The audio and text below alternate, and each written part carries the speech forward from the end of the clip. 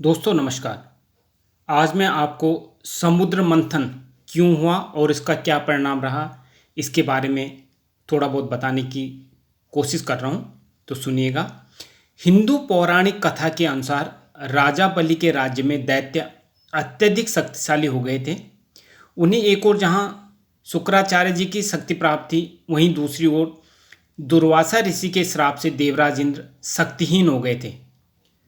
असुरों ने स्वर्ग के साथ साथ तीनों लोकों पर राज्य स्थापित कर लिया था। असुरों से देवलोक पुनः प्राप्त करने के लिए भगवान विष्णु ने देवताओं को अमृत प्राप्त करने के लिए समुद्र मंथन का सुझाव दिया। इसको मैंने एक कविता के रूप में प्रस्तुत किया है, तो सुनिएगा।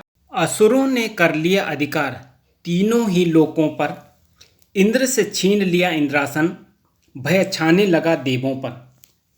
नारायण के पास पहुंचे देवगण, ब्रह्मा जी भी थे उनके संग में। विपदा सुनाकर अवगत कराया, कैसे रहेंगे हम इस जग में। बोले विष्णु सभी देवों से, मैत्री करना तुम असुरों से। मिलेगा अमृत क्षीर सागर के मंथन से, तब बच पाओगे असुरों से। मंदराचल पर्वत को बना के मथनी, वासुकी नाग को नेति बनाया।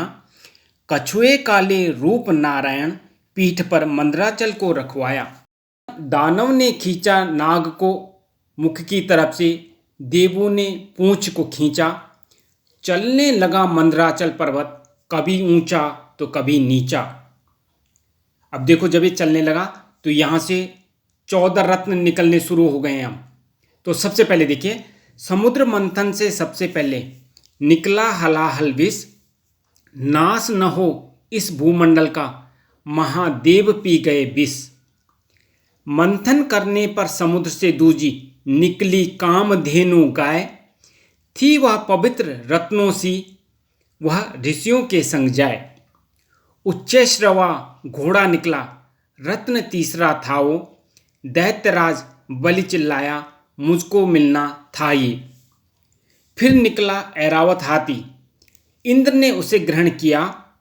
कौस्तुभ मणि जो निकली उसको, भगवान विष्णु ने रख लिया।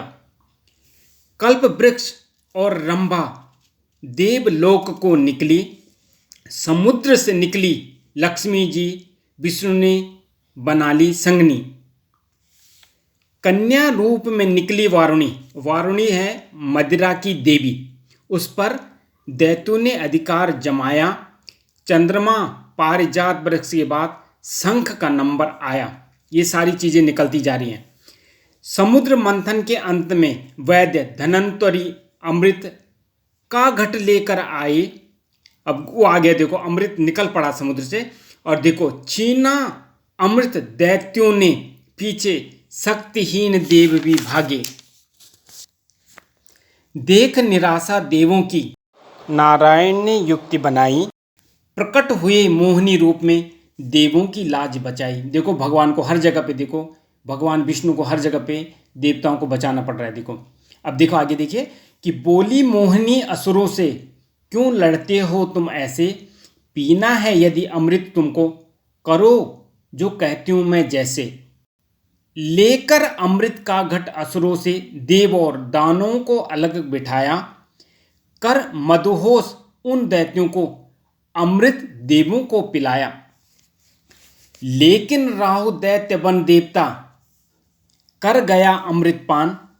और देख लिया चंद्र सूरज ने, भगवान विष्णु को कहा कि करो इसका निदान। सुदर्शन चक्र से विष्णु ने राहु का सिर धड़ से अलग किया। लेकिन अमृत पान से उसको राहु केतु में बदल दिया।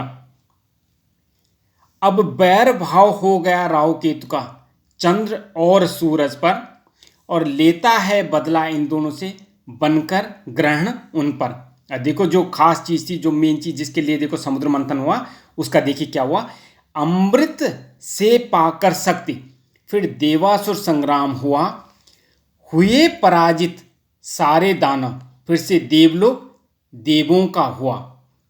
तो इस प्रकार से समुद्र मंथन में जो सारे रत्न निकले, उनका बंटवारा हुआ, और अंत में अमृत पाकर देवताओं को पुनः उनकी शक्ति प्राप्त हुई और देवलोक देवताओं का हो गया। इसी के साथ में आप सभी को नमस्कार।